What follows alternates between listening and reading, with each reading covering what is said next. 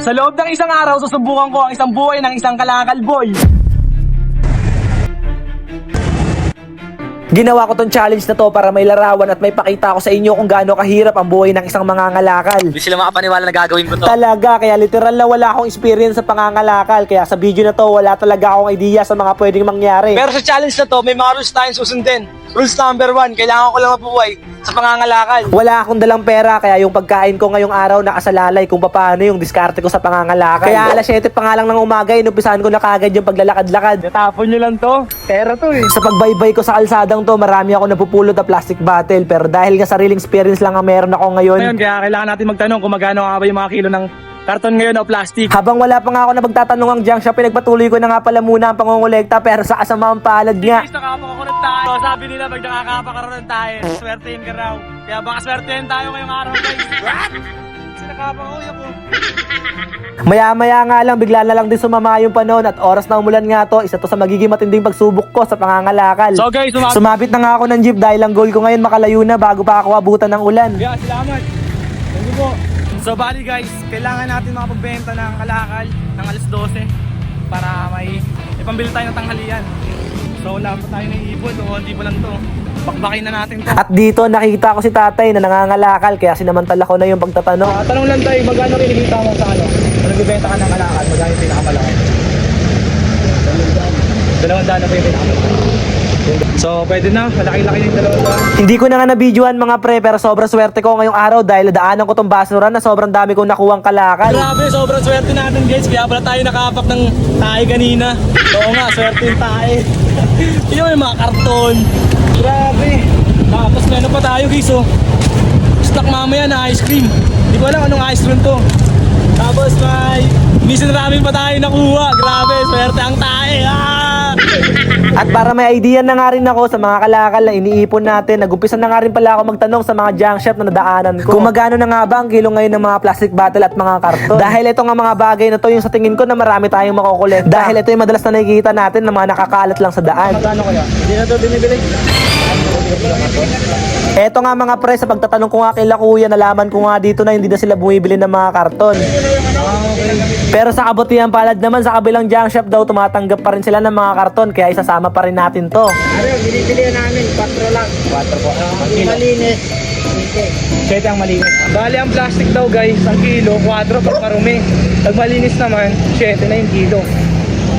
At karton di sila bumibili, pero sa ibang junk shop daw bumibili sila. Kaya sa ibang junk shop tayo pupunta pag magbibenta tayo ng karton. Babakbakin pa rin natin to kasi malapit na mag-alas 12, tapos wala pa rin tayong pagkain.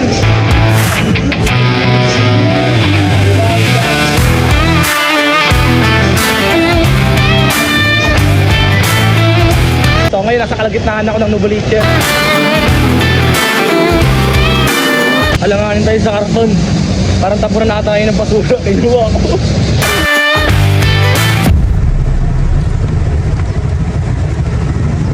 At paano na lang pala kung isang araw gumising ka na isa ka ng ganap na mga ngalakal, ano ang gagawin mo? So guys, medyo tumirik na yung araw. I-comment nyo lang dyan sa baba para alam ko rin kung ano-ano yung mga gagawin nyo kung magiging isang ganap na mga ngalakal kayo. Okay, may plastic ako nakita guys. So may giginom tayo guys. Grabe, tuwing-tuwing na yung lalamunan ko. Yun na, basura din dun. Bakbakin na natin ng bakbakin kasi malapit na mag-alas 12 tapos wala pa rin tayong pera. Kaya kailangan natin bakbakin to para makapagbenta tayo ng kalakal tapos abil tayo ng panghalian. Bago yun, naghanap nga pala muna ako na pwede ako makainom ng tubig dahil sobrang init na rin ng panahon tapos nakakahilo na rin. Sobrang init guys. After neto guys, wala na nga ako inaksayang oras, pinagpatuloy ko na nga ang pag-iikot. Aldo! Nakadalawang sa na tayo guys. Kuya, pwede ko kain to? Poor guy. Joke lang. Yeah, bakal bote. Okay, bakal ganyan. Wala. Para sa pangarap. Para sa surprise. Bakal bote! Bale, sa mga oras nga na to mga pre, halos makapuno na ako ng 2 sako. Sa loob, pinaghalo-halo ko na nga yung mga kalakal na nakolekta ko. Kaya nakapag-desisyon nga ako mga pre, napipiin muna yung mga plastic bottle dahil halos di na talaga magkasya sa sako na dala-dala ko. Binilisan ko na nga mga pre yung pagpipis sa mga plastic bottle. Sa tingin ko kasi itong mga nakolekta kong kalakal ay kulang pa para makabili ng pagkain ko mamaya. Kaya kailangan ko pa talaga porsigihin na madagdagan to. So guys, sa video na to, magiging honest talaga ako sa inyo. Yung buhay ng pangangalakal boy, sobrang hirap talaga. Mula sa pagpupulot ng mga plastic, karton man yan, mula sa pagtanggal ng takip para mapipi mo yung mga bottle na pinulot mo. Grabe, ang hirap. So saludo ako sa mga nangangalakal dahil kinakaya nyo yung ganitong trabaho. Eto nga, pagkatapos ko pipiin lahat ng mga bottle, yung akala kong mabigat at marami, nakakonti pa lang pala. Okay, back to goal.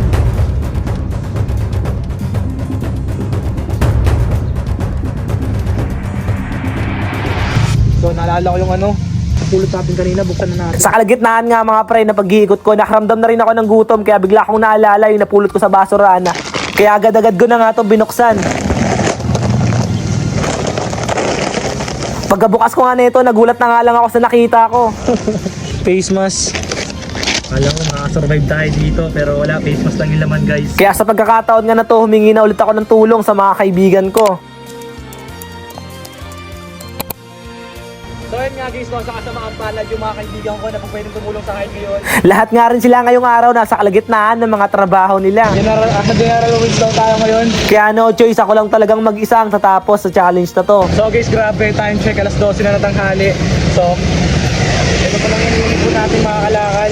Then wala pa tayong pagkain, wala pa tayong kinakain, nanginginig na rin yung mga kamay ko. So babakbakin na natin to. Take, wala tayong may bibenta, wala rin tayong magiging pagkain ngayong araw. So bale, 3 sako na to guys. Dadagdagan na lang natin to para maibenta na natin. Malaman na natin kung magkano ba lahat to. So ngayon mga pre, etong lugar ng Kapre yung naisip kong pasukin. Dahil ang pagkakaalam ko, marami din talagang tao dito. So mas marami akong chance dito na makakuha pa ng maraming kalakal. Tayo nakita guys, yun o.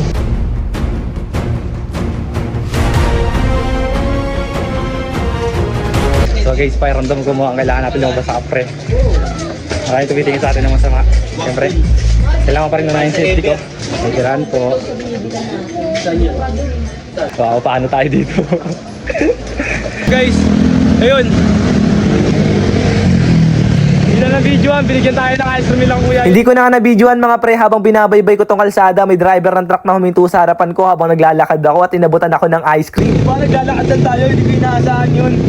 Binigyan tayo ng ice cream. Kaya dito dadali ko na nga pala tong inubos para maghanap na ng junk shop na pagbibentahan ko na itong mga nakolekta kong kalakal. Dahil sa mga oras nga na to, mag-aalas 3 na ng hapon tapos wala pa rin akong kinakain. Guys, time check, alas 8 na hapon, hindi ko na kain tisin, benta na natin to para makakain tayo. Hindi ko na rin maitanggi na sobrang sakit na rin ng mga paa ko sa paglalakad. Kaya sa mga oras nga na to, pinili ko muna talaga magpahinga sa paglalakad. At sa point na to, napapaisip na rin talaga ako, paano kung magkano lang yung kikitain ko dito sa mga nakolekta kong kalakal. Pero isa lang talaga ang tumatak sa isip ko, maibenta na to mga kalakal na nakolekta ko at bahala na kung magkano lang yung aabutin sa maibibenta kong kalakal. Papakilo na natin. Hindi na kain tisin, kailangan natin kumain. Simula alas 7, wala pa tayong kain. Dito tinimbang na yung 2 sakong plastic bottle na nakolekta ko. 3 kilo. Uy, na 3 kilo rin tayo. Paano yung karton kuya? May karton din ako. Pagkatapos mga pre, eto namang mga karton yung sunod na tinimbang. Talon ka, talon. Talon. Hindi ko na nga na-videoan mga pre nung kinuha ko yung resibo, pero inabot nga lang to. Nang humigit kumulang sa buong maghapon na pangangalakal, bumenta lang tayo ng halagang 36 pesos. Kulang na kulang sa bibilin ko na pagkain dahil hindi talaga to aabot. Kaya ginawan ko na nga lang to ng paraan para makakain lang ako ngayong araw. So yun nga guys, natatapos na natin kumain. Bale, yung binayaran natin lahat-lahat doon. Sa order natin, 95 pesos. Then, ang kinita natin sa pangangalakal, 36 pesos lang. Bale, nag-aboro tayo doon guys ng 59 pesos. So, paano ba yan? Hanggang dito na lang muna. Subscribe! Woo!